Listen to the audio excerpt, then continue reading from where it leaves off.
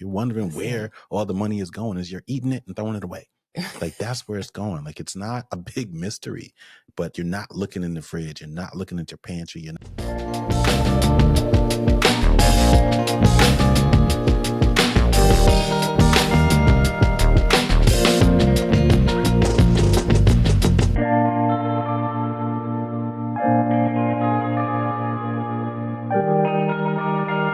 Welcome to the Rich and Regular podcast, where we explore life at the intersection of money. I'm Kirsten. And I'm Julian. And today we're talking about saving money on groceries in 2025 specifically. Yeah. This year is a little different than previous years.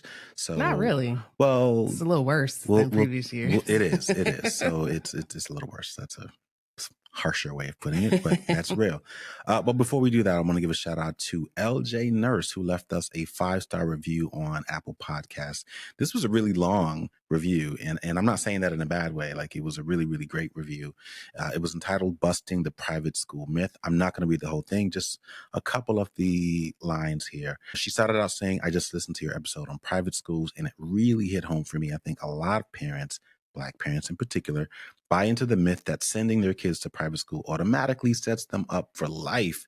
I completely understand the motivation. Parents want to give their children the best possible opportunity. She then goes on to talk about her personal experience, but she specifically calls out the, in quote, network people talk about, this idea that you'll be set for life because of the connections you make only truly exist for kids whose families are already part of it. Mm-hmm. It's for the people who belong to the same country clubs, take vacation to the same exclusive resorts, and join the same fraternities and sororities as generations before them. The levels of glass doors are much higher than most people realize. And that was one of the core points that we wanted to make. So thank you for that, LJ Nurse. Yes. I appreciate it. I would encourage you all to go and read the full review. And while you're there, leave one. Yeah, go read I mean, her not like review. a response to hers, but like leave a separate review that happens to be 5 stars and complimentary. Doesn't have to be as long. Okay. But yes, I love that. I loved reading it. It made me smile that you wrote in to share that. And, you know, it's coming from someone who went to private schools from kindergarten all the way through. So worth the read. Yeah, you know, you struck a nerve, and that is very quickly becoming one of my favorite terms or phrases these days. You know, when you struck a nerve, when people are sending you quick little notes like, yo, man, I'm right there with you. And you know what I mean? So it was one of those kind of episodes. And hopefully this is one of those too. So let's go ahead and jump into it. Why are we talking about groceries in 2025? As Kirsten mentioned, it's because shit's worse than it was last year.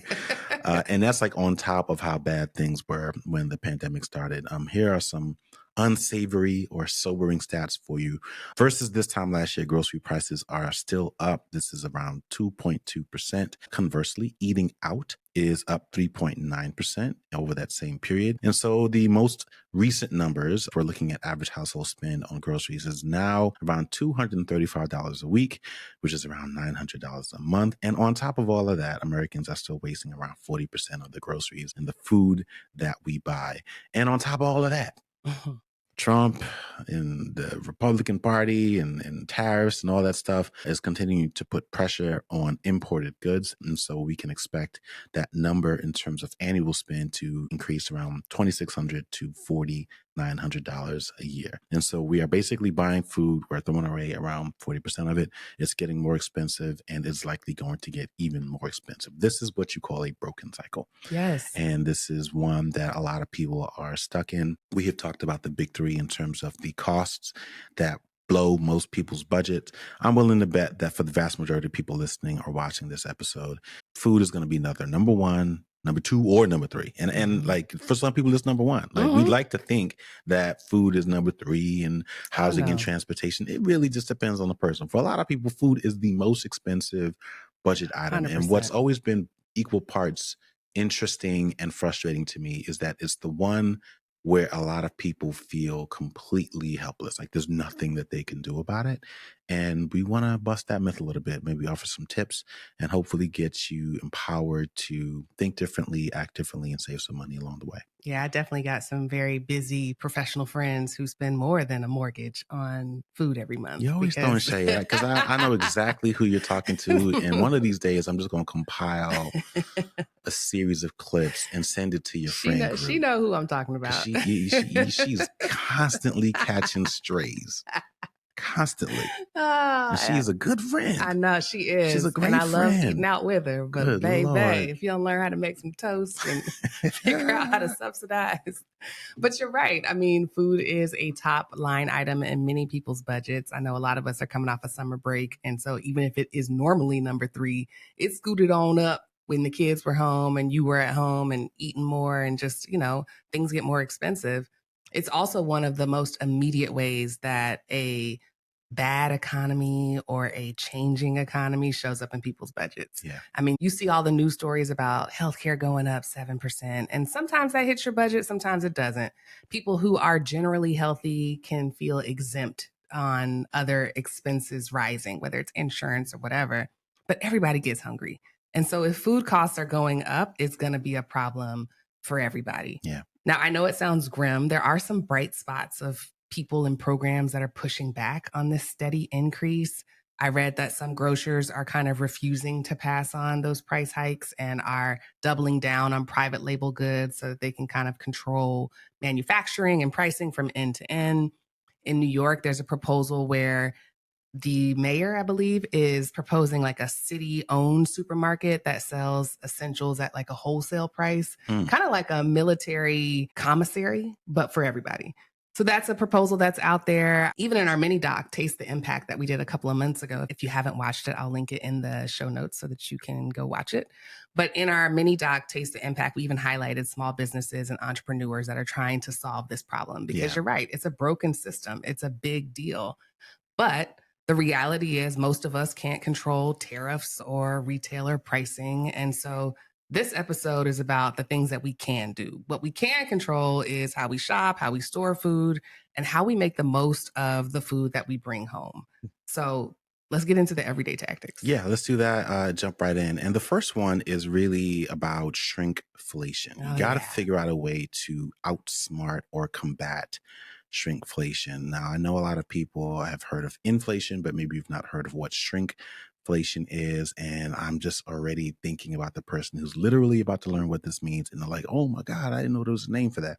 I've been having a lot of those moments lately. Well, I think people had a name for it, but they didn't realize I how didn't know what deep you it call got. it. Yeah. Yeah. So it ain't just package size. Yeah, you think about when you buy a bag of chips and you realize that, man, I feel like there used to be more chips in Yeah, this it's mostly bag. air in this bag. I feel like back in the day, there was about 15, 20 more jelly beans How in did the I bag. go through a whole pack? Yeah. You'd be feeling bad, like, am I greedy? You And it's getting, like, no, baby, that package is smaller. all you people getting mad at your kids, like, didn't I just buy some cereal? Oh, cereal's the worst. You bought the cereal, Yeah. you start having it as a snack, and then you realize, didn't I just buy some cereal? Oh, yeah. Now I need to, I It's thought only I 4 bought the bowls in family there. pack. And so all you frustrated parents out there, apologize to your kids right now because it's not their fault. It is called shrinkflation. And, we all learning something today. So that's exactly what it is. It's basically when manufacturers find creative ways to shrink the amount of food that is offered to you versus, let's say, adjusting the price. Like they know if you adjust the price, you'll be able to tell because you've bought it enough times. But what they can do is sneak in just a little bit less of that item. Or if it's not the amount, maybe it's the size. It could be anything from you might realize that, crackers used to be a little bigger, or, I used to just get away with, now I can eat a whole sleeve of Oreos. And it's like, yeah, it's because you might not notice they're about 2% smaller than they used to be. You know what I mean? So it's little things like that. And it's most predominant in things like snacks and candy, but you start to see it a little bit everywhere.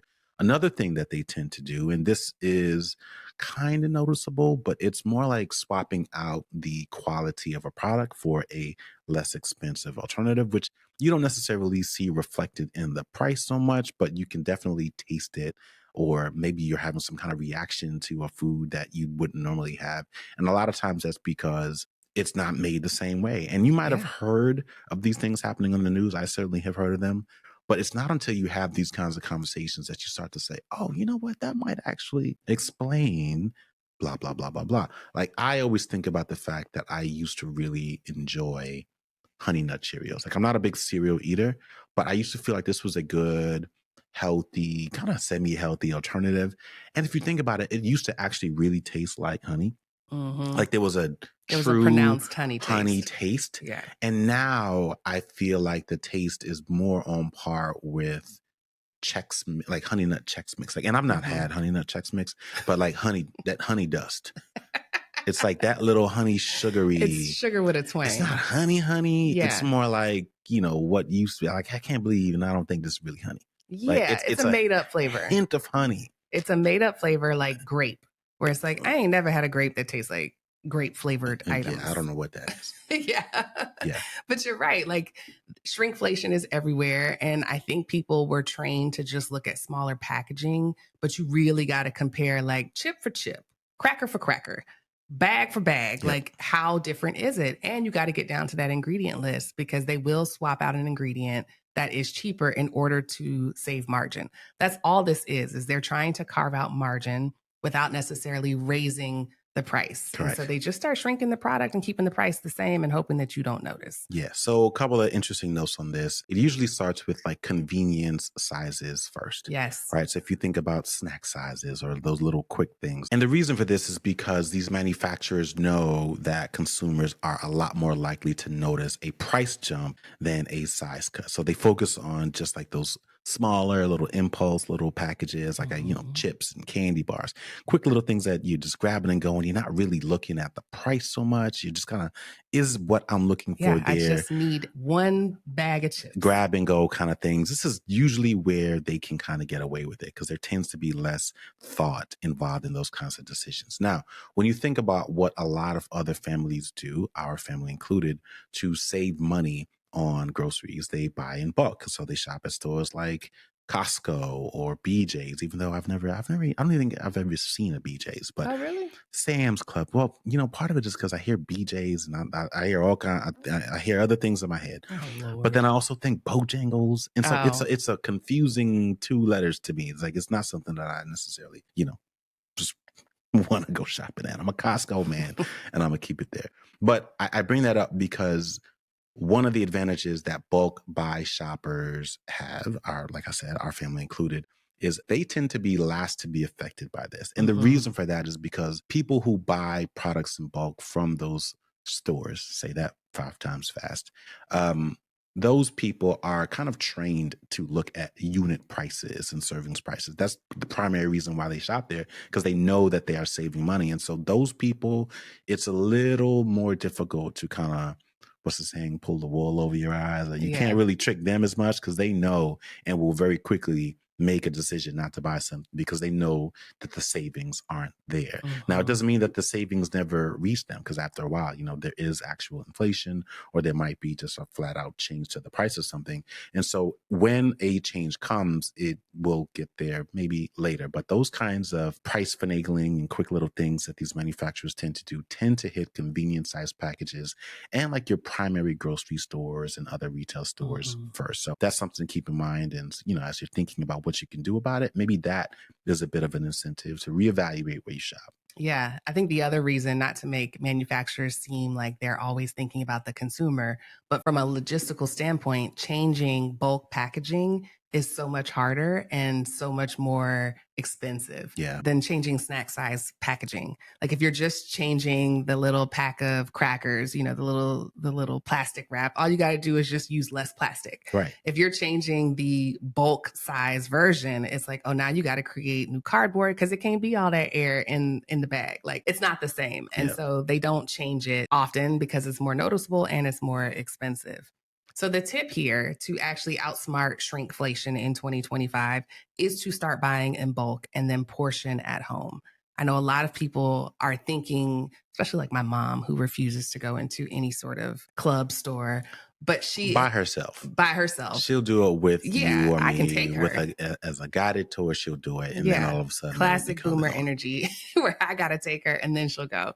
But she refuses to do it because she's in this idea that buying bulk is the same as buying more. And what you really have to do is shift from the idea that it's buying more, that it's just buying smarter. Yeah. You can turn it into a family project. When you get home, you reportion those snacks or items into reusable containers or bags to keep the servings consistent. But what it does is it helps you cut back on waste and it still gives you that grab and go convenience. And again, this is a great thing if you have kids or if you have family members that you want to involve. There's a really easy way to do that. You can make it a game. You can set up a arts and crafts project where you've laid out the baggies and its little assembly line. You can make it a game at the store. You can have your kids find the best deal per ounce if they're a little older and understand how to read numbers. But at the end of the day, this approach not only saves you money, but according to a Cornell Food and Brand Lab research, it also shows that it can stretch your supply by up to 21%. And so, even that, just things lasting longer, is a good reason to do it. Yeah, I mean, there are so many benefits to shopping and buying in bulk. We did a full episode about that because I remember it took me a long, long time. I'm the person that's primarily in charge of cooking and procuring groceries and food for this household. And it took me a long time because, like, it is such a major adjustment. And so, if you are on the fence, I would highly recommend going back to that Costco episode that we did Hmm. and check it out for yourself. You can see if you like it. If you don't, then you don't have to buy a membership, but they'll let you walk around in there. You can get a little pass You and can go with a you friend. can go with a friend. Or a really smart way to do it is maybe just buy a gift card or have someone buy you a Yes. gift card. And then you can go there, use that gift card and shop without actually being a member. So Yeah. that's the first tip to deal with groceries this year. Number two is kind of an old tried and true, but it's like use what you have. And I say this not to sound like an old grumpy dude, but like some of us really do have food at home, Yeah. and it's not that you don't have food at home. It's that you don't want to eat what you have. That's it. That's the real problem. I don't, Yeah. you don't want to eat what you have. And so, I could spend a whole hour talking about this. Well, then why do you have what you have? And why did you buy what you have? Why did you cook so much of what you have without a plan to eat all you have? And I'm not shaming anyone, but I do want to call out why we as a country waste so much food. And on a personal note, it's really tough because like right now there are millions of people who don't have enough. Right. And here we are just casually throwing away food like it's nothing. And we do it all the time. And so I really just want to call that to attention. Whatever your motivation is, whether it's, a sense of guilt or it's just saving money or some combination of both. Like you have food at home. You just have to get a little bit more creative. I think one of the easiest ways to do that is to just pick a day where you say, you know what, this is the day where I normally just like, you call them snack dinners. Some people say, you know what, these are the days where I have, cheat meals or cheat meals, like Hmm. whatever it is, but you just figure out you're going to eat what you have. It is a clean out the kitchen day. It's a mix and match meatless Monday, like whatever you want to do, but like make it a little bit more fun, make it interesting, but like take pride in cleaning out the kitchen. We had one of those days the other day unintentionally because I just didn't really know what I wanted, but I knew I had more than enough food. I was like, you know what? This is about to be a combination of Asian, Italian snack Hmm. dinner tonight. And it was plenty. You Yeah. know what I mean? Because sometimes it's just enough for me, but not enough for you. And I was like, you know what? You can have this. I can have that. We can Hmm. have a little bit of both. You mix it up. One of the other benefits, I think, of just kind of slowing down and going back to our other point around like buying in bulk is that when you buy in bulk, assuming you have a system in place, it's also really helpful to cook in batches, right? Like it just kind of makes sense. The two go hand in hand. And so if you just happen to get, a bunch of ground beef, or if you're hesitant, you maybe don't have that many people in your household and you're wondering like, why am I gonna decide to buy in bulk? There's only two of us. It's like, you just gotta think differently about You it. Like really do. I'm not telling you to keep 3 pounds of fresh ground beef in your refrigerator because you're right. It is gonna go bad. But if you cook it and then you freeze it or you find some other way to store it, then going back to the second tip, now you've got 2, 3, 4, maybe more meals that you can thaw out that are already ready to go. And now you're saving yourself time and money. This is ultimately what this is about. So whatever that favorite thing is of yours, if you can figure out a way to buy that in bulk, to cook that in batches, to find some ways to store it, especially if it's something like a soup or a stew, like those things actually tend to kind of get better as they sit a little bit. Now cooking what you have doesn't seem nearly as much of a punishment because I think that's part of the challenge for a lot of people. Hmm. And then the other thing I would say is that a lot of this also boils down to how diverse your palate is, like how wide of a palate or how many different types of things that you eat. I asked our friends on social media to give me a number, like how many different meals do you think you could make before you had to repeat something, right? Because that tends to be the breaking point where people say, I can't eat this again. I'm going to go ahead and order Grubhub or something like that. And around 50% of the people said less than 10. Um, a significantly higher than I thought number of people said more than 15. And then I realized that there was a lot of our foodie friends were responding. And Hmm. they were probably like skewing the number a little bit. I'm Yeah. willing to bet that the vast majority of people can only really cook. And when I say, 10, I mean, I'm not saying like I can make greens. That's not a meal. You're not going to eat a whole thing of meals. Like I think a lot of people were likely including that. I can make cornbread. I can make it's like, Sides but are you're not gonna included. eat a whole bowl of You might. cornbread. You might, but You come might. on. Hopefully you're You not doing wouldn't. that on a regular basis. I'm talking about like actual meals, well balanced meal, and ideally a meal that you can enjoy. And going back to that point, I think that's the issue is that that number is so low that they just get tired of it. And that is Mhm. what triggers a lot of people to want to just figure something else out, either take out or go to a restaurant. And so if you can just slowly but surely widen that a little bit, grow that number, it doesn't feel nearly as much of a punishment, if you will, to eat what you have. It's just like you eating and making a decision to eat at home because you like it and it's affordable and it's just a better option for you. Yeah, I completely agree. I think even if the waste numbers or the inflation numbers aren't the thing to motivate you, the rationale behind this tip is really slowing down your spend. If you're somebody who used to go to the grocery store once a week and get away with it, and now you find yourself going once a week and doing like a midweek DoorDash and then one more just to pick up something that you thought would last, grab some milk, some more cereal, this is a great way to slow down your spend because the more you go to the grocery store, the more you're going to spend. And I think the two keys to embracing this approach of eating what you have is to first understand that randomness is part of it. Like, don't be afraid of randomness. Don't run out and get something to make it less random. And then the second part is to commit to courses or tapas style or more frequent meals in order to get through it all. A lot of people struggle with the randomness because the American plate is so defined and conditioned in our head where it has to have these four components of like a green, a starch, a protein, a this and a that.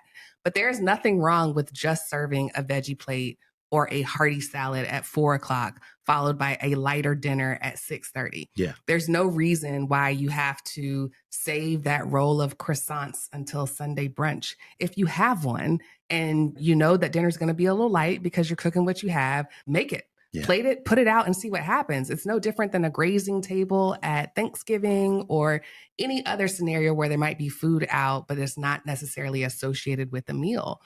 We have to learn how to embrace different cultures and creative ways of reframing the food that we have to know that it's still okay to eat. Yeah. Like you would not complain about the randomness of a plate if you were at Golden Corral or at some other buffet. So why do it at your house? If you want a little bit of Italian with a little bit of Chinese and a hot dog on the side, that can be perfectly fine because it is in other environments. You just have to open it up to be okay in your environment too. Yeah, we've been trying to make grazing tables a thing in our family for a couple of years now. It finally hit, but it's still looking more like a deli tray. With a That's up. That's the another part of It's it. getting there. It's Work like, on your plating. you know, That will change a lot. bologna is not a substitute for prosciutto. Don't just rip it up. Don't Put it on there with I some know. love. It'd be looking raggedy. It's like that is not a charcuterie board. That is a deli tray. It looked like scraps. Yeah, it But she looked like tried. scrap meat. She tried. Oh my So goodness. watch some YouTube videos, get inspired. But it's not just your mom. You talk about your I see mom, we I'll didn't talk even name about no my mom. names. Well, it was definitely your mama. And God bless her. But I was like, Oh. look, that's not the She's same. one of those cooks where her mood comes out in her food. I remember that time she was mad at somebody, either my brother or my dad, and she went and made you pancakes. Oh yeah. And She you was refused hot, to eat and them. I was like, nah, I I'm don't want no good. angry pancakes. Them pancakes look like They look mad. and you could hear her making. I was like, I never heard you. You doing a whole lot Why of the pancakes clanging and Yeah. clink clink. It's like, damn, pissed off pancakes. I'm good, man. Go ahead, grab me a croissant. Yeah, this is large. To your point, though, like there are moods that are reflected in food and food decisions. Like this is a real thing. A lot of the times when you are ordering DoorDash or Grubhub, or you're refusing to eat what's in your refrigerator that you once bought when you were in a different mood, obviously starts with you. Like the call is coming from inside the house. If you change your attitude towards it, it will cascade throughout your decisions and the rest of the people in your household. Yeah, we will issue some equal opportunity strays here, and I'll talk a little bit about my mom just in case anybody gets mad at me for getting it. My mom is has her own issues with this too, right? Like, Oh yeah, yeah. I remember when she was asking, like, "Is this a meal or is this the meal?" Because in her mind, in her culture, Jamaican Caribbean culture, it's like, no, the meal, the entree has rice and there's meat, and I was like, all right, look, right now it's 4 o'clock. It's Right. 3 o'clock. You know what I mean? There's like there's got to be something in between lunch and dinner. You know what I mean? Hmm. So yes, little stuff like that. All right, number three. Tip number three. This is one that I think requires a little bit more culinary finesse or culinary understanding. And it's about splurging where and when it matters and everywhere else, basically, like keeping it cheap. It's a very FI way of looking at groceries. There is an Italian term. Yeah, I've been watching a lot of Sopranos lately. It's called cucina povera. I probably screwed that up, but it stands for poor kitchen cooking, and it's basically an idea of taking cheap pantry goods and things that are not necessarily luxurious, but pairing it with things that are really really good, and from that making something really delicious. And I know probably more than most about like Italian cuisine, and this is absolutely core to what makes, Italian cuisine really, really special. You can kind of think about this the same way you do like soul food in terms of like taking scrap goods, but like using really interesting techniques and things like that to like bring the best out of it. Like it's the same general concept, but it's the idea of saying, you know what, the hero of this dish is going to be this thing, like the meat or the fish or the protein. And it doesn't necessarily mean that there has to be a lot of it, but that is the primary focus. And so there, we're not going to skimp on quality. We're going to really make sure that this is the best quality, whatever it is. Doesn't matter if we're talking about a leg of lamb or a sardine. Like it's really, really good. And everything else is not really that important. You know Hmm. what I mean? Like the things that are less meaningful, like the beans or like, the little packaged goods, like those things don't really, Hmm. really matter. But like the emphasis, the focus is going to be on enjoying this thing at the highest level of quality. And when you do that versus trying to have the best of everything all the time, that's where things get really, really expensive. Another way of looking at this is just minimizing or cutting costs on things that just are not that important to you at all, right? So like, little snacks here and there, or just like those convenience meals. Like if it is what it is, then just go ahead and save money on it. Like you don't need to go ahead and pay for the best microwaved meal. I'm just throwing it Hmm. out there, right? Like you just need something to eat, then go ahead and get you something that's affordable. Because the fact of the matter is, like a lot of this stuff comes from the same factory. The only thing that's different is the box and the branding that's going to be on the outside of it. So like save money where it matters, but like elevate where it matters and everywhere else, like basically like keep it simple. Now, this can be a little tricky in some dishes because, just depending on the cuisine, if there are only a couple of ingredients, then it just is what it is, right? Like I'm going back to Italian cuisine. When you think about something like a tomato bruschetta, like everything really kind of matters there, right? So like you're not gonna like skimp on the bread because like it is served on bread. You're not gonna skimp on the tomatoes. It's tomato bruschetta. But there are certainly going to be times and opportunities where you don't need to pay the most for certain things, where you can get away with certain ingredients that are practically flavorly invisible. You know what I mean? Like, don't even worry about those things. Like, just keep that stuff simple and then really, really let the hero or the focus of that dish shine. I think it's one of the greatest ways to like really, really save money, especially if we're being honest with ourselves. I always talk about like garbanzo beans and, like name brand garbanzo beans. Like, you come on. You don't like it literally does not matter. I've tasted canned regular store brand garbanzo beans. Like you'd have to be like an expert on chickpeas to be able to tell the difference And if you between the just two. gonna mash them up and put If you them just in a going hummus with a bunch of other flavors, then splurge on the garlic, not the chickpeas. exactly, You know what I exactly. mean? I'm laughing because this reminds me of a time when I tried to cook cacio e pepe. Do you remember this? This was when we were first dating, and Julian was Julian was trying to convince me to cook It was because a I hard E on there. First of all, I'm is it struggling to Pepe? get past. Pepe? What is It's it? cacio pepe. Like Oh, that whatever. E is there, but It's a you softie. skip over it. Well, they shouldn't have. Cacio e They should pepe. have wrote.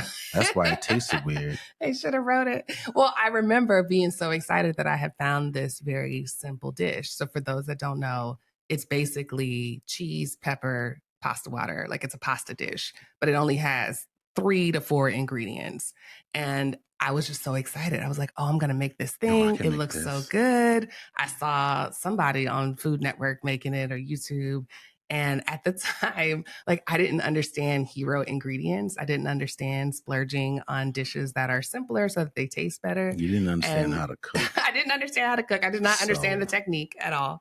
But I did not have like fancy cracked pepper. I had, that powdery stuff from the back the of the McCormick cabinet. dust. Yeah, where you can't even see the flakes. Oh. I didn't have, fresh cheese. I Mm, was using the bag mhm. cheese. And it was like I'm not even gonna say what he said because he clowned me so bad. What did I say? I don't remember this. I'll leave the gem, which was that you mentioned that when a dish only has 3 ingredients, Oh it's yeah, about technique and quality. And correct. so if you cut corners on the pepper and the cheese, Ain't nothing left. there's nothing left to hide The only behind. thing you could do is use like really Like you good might as well water. make butter noodles, which Yeah. are delicious. But at the same time, like I just did not understand that. So to your point, not every meal requires premium ingredients. And be honest, if you can't tell the difference, like figure it out, taste around, try, test and try. And then if a recipe is built on just a few ingredients, those are worth the upgrade. Like that's what your budget and your grocery bill should be catered to. Yeah, we should try it again. And now that you know better, we should try it again. I've never made it, but I wouldn't just try. Like that's certainly not something you want to try to do if you're not really really confident in the kitchen. So kudos to you for trying, and kudos to my brain for blocking that out because I do not remember Yeah, you don't remember none of the your times I cacio e pepe. attempted. I attempted to cook for you a couple times, and you were rude every time, which is Listen, why I don't do it. my brain is his. Yeah, That's what it does when trauma yeah. hits you. It's like, It look, wasn't man, traumatic. you don't you don't want to remember this, I buddy. was the traumatized one. I'm gonna go ahead and put this in the recycle bin. All right. Tip number 4, and this is one that I really enjoy because I think when I think back to like our early debt payoff days, this is a tactic that we used to employ, and it was such an interesting one because I just never even thought to do it, but it was kind of like I'm not saying you never eat out, right? Like I'm never going to tell you to do that. Like everybody's life and financial situation is going to be different. You might be celebrating something. You might just be tired. Maybe you were traveling that week. Maybe it's just been a rough week. I get it. But there are still ways to save money when you're doing that. And, you got to kind of think about eating out or ordering in similar to how you used to do like in your younger days when you were pregame before you go to the club or something like that. Yes, You can do the same thing with food, man. And I really absolutely. encourage people to do that. So it is not crazy to say, you know what, we're going to have a quick little something at the house before we go. And what's interesting is that people don't think about it the other way around, right? Like if you had a dessert, like maybe your favorite ice cream or something at home, it's not unusual. Nobody's going to look at you crazy if they say, actually, we're going to pass on dessert. We have something at home. But if you do the other way around and decide that you're going to have an appetizer or a salad or a soup or something at home, or somewhere else even, and then decide to go to the restaurant to just enjoy the entree. For some reason, that is not seen as favorably. And so it's like these kinds of things that I'm just encouraging you to think a little bit differently about. You can also just get creative and remind yourself that there are restaurants out there that do happy hour. A lot Hmm. of times the food is free at happy hour. It's reduced. A lot of times it's free. A lot of You times. know what? Let me not say I haven't been to a free happy hour, but like I've been to happy hours where the food is free. Oh, I know, I okay. know. I've cooked at restaurants where the food was free. Now it could be that the drinks are more expensive. I don't know, I but mean, I've gotten like peanuts, popcorn, like a little, little something to nosh on while you drink, but yeah, they might throw out. I've worked at usually restaurants. it's So I'm like not a going to give them a smaller shout out. version of the appetizer and it's capped at like $6 or $8, but you get less for cheaper. So there are happy hour menus, right? That's another way of thinking about it, where you can get little things, little samplings of things Mhm. far less expensive. If you're lucky, then I will say there might be one that offers free, and it's basically like while it's there. You know what I mean? Right. You got to think about it the same way some hotels do it. I know you're Oh, familiar now a with this. hotel, yeah. The Hotels manager do little this happy little hour. manager happy hour Listen, I ain't situation. gonna miss it. Listen, it's a great little way to go ahead and What get if you a you could little just start something. popping in those as like a hack? Oh, I'm sure somebody does. Another little tip with respect to restaurants is like restaurant weeks. There are Yeah. a lot more of them these days, I feel like, than there Hmm. used to be. But typically, they are trying to get as many people who maybe have never been there to try it. And so they're offering up like a prefix menu or something that's unique to allow you to lower the risk of wanting to eat at that restaurant. And there are restaurants all across the board, like fine dining, like middle of the road, like Hmm. you can do all of the above with those kinds of things. Coupons. Like, let's You not know forget it. that coupons are a thing. We gave Valpak a shout out not too long ago in another episode for a completely different reason. Now, I will say this: one of the things that scares me a little bit about coupons, and it's just sort of like an insider perspective, is that in a lot of cases, like that is a last ditch effort, right? It's like, look, man, we got to get some people in the door, so we got to throw something out there. So, you know, when it seems too good to be true, like they're giving out entrees, be careful. If it's a free appetizer, that's not too bad. They're giving out entrees. Like there's a reason why people are not going to this restaurant. You might come back and you might have to go get some like Pepto or something like that. Another little thing, just going on the other end here, and I got to give a shout out to my homeboy Troy, who over the years has gotten a group of guys who otherwise would never meet to have what he calls a steak night or a burger night. And we basically find like the fanciest steakhouse in the city and we sit down and we have a meal.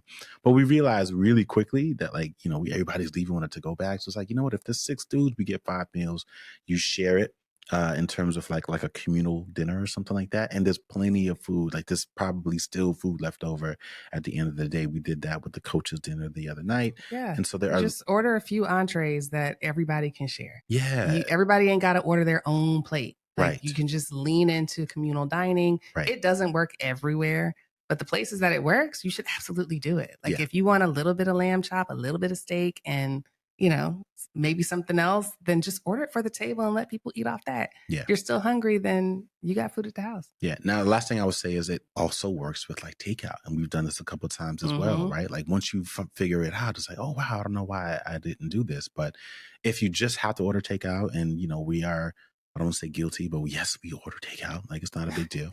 Um, but like you might have the appetizers that you can just pop in the air fryer real quick. You know what I mean? So if you're ordering Indian and you happen to have some samosas, you go ahead and pop Mm-hmm. them in there. You got some dumplings that you want to go ahead and steam and you still want to order some Chinese or something, you can go ahead and do that. That way you don't have to order it from there. You're going to likely end up having more, than you would have ended up having to buy. And that's another great way to kind of, lower the cost on even like your takeout bill. So it's just a lot of this is just going to require a little bit more effort, a Mm-hmm. little bit more effort sourcing some of these products, maybe getting a little bit more comfortable cooking them in an air fryer or a steamer or whatever it is. But there are tons of little things that you can do by just trying things differently, maybe being a little bit more willing to think outside of the box. And it can yield like really considerable savings during like tough times like we're in right now. Yeah. A few more that I've enjoyed just from a social perspective, because I'm at restaurants a little more than Julian is these days, just because my friends like to go out to eat.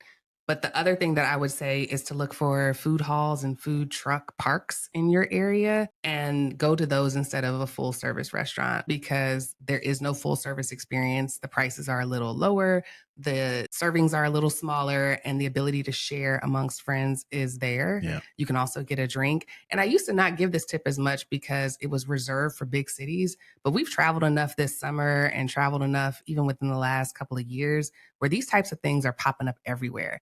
The marketing for them is not great. You really have to like Google food halls in my area. And basically what it is like an elevated mall food court. They have them, and we have multiple now in our city. Like there used to be just like one big one. And Yeah. now there are smaller ones with 6 or 8 stalls. There are larger ones that are 2 stories with like 20 stalls, but there's a little something for everybody. The other thing that we've enjoyed is just going out for one thing, like dessert, instead of going out for the full meal. And so this still allows you to be outside and get the vibe and the experience. And, for people who want to get out the house, you can still check that box. You can benefit from a chef's expertise, but you're not paying for the full meal experience. Yeah. And so there are restaurants that are known for their peach cobbler or for espresso martini or whatever it is. You're going out for that. And the rest of the meal is either eaten separately before you get together or you eat it at home, whatever the case is. And then the third thing is go pick up your food. like having your food delivered to Facts. your door adds like $20 to $30 every single time. And the bigger the order, meaning if there's a lot of y'all and you think you're saving money because you ordering in, the bigger the order, the more expensive the service fees and the delivery fees and the tip, because all that is a percentage. It's very rarely a flat fee. And so the idea is like, one of y'all pick it up on the way in. It's better that way anyway. You can get it hot and fresh, and you don't have to worry about all that extra like tax on top of it. Yeah. And so those are some of the things we've done just to reduce about 80% of our spend that we enjoy. Like we still get to check the box on being out, but not spending all this money on stuff we got at the house. Yeah, and to your point about food trucks, like shout out to all the hustlers out there. Like it's been really, really great to see over the years, like the food truck business basically become the norm. 10 years ago when we first met, like we had to travel across the Oh, country yeah. to experience food trucks and brought back stories of like what it was like to eat at a food truck. And it's totally different. Now it's completely Yeah, normal now you got tables, just about everywhere you cutlery. go. And, I think the food truck owner is basically the local butcher of the 60s and the 70s, right? Like this person that you would kind of have a relationship with and, making friends with them. They'll give you a little something. They got a little extra, duck fat fries or a little extra something. Like if they know you, like they'll throw a little something extra in there with you. And so, this is the times and the moments that we're in. And so a lot of it is about community. But at the end of the day, a lot of it is just about making better decisions around how we're going to eat, not just for our health, but so that we can save some money. Because like if you're wondering where all the money is going, is you're eating it and throwing it away. Like that's where it's going. Like it's not a big mystery, but you're not looking in the fridge, you're not looking at your pantry, you're not looking in your freezer. There's thousands of dollars of cooked and uncooked inventory sitting in your house right now. And that's why you can't buy more shares of whatever stock that you want. Like this, it's all connected. You know what I mean? And so we're just trying to help people, not just from a lifestyle and a health standpoint, but primarily from a financial standpoint to just make an impact, make a couple of different changes, and you will be blown away, not just by how much you can save, but how much of these hikes you can be unaffected by because of the way that you decide to manage your household. That part. Well, all right, y'all. Thank you for listening to another episode of the Rich and Regular podcast. If you like what you heard, then you heard it at the beginning of the episode. Go on and head over to the podcast ratings and review page. Leave us a 5-star rating and review, or drop a comment below to keep the conversation going. We'd love to hear from you, and we will see y'all next week. Long reviews only. Or short. Nah. Whatever you're into. Nah. Paragraphs. If you like videos like this and want to see more, make sure you click subscribe and turn on notifications.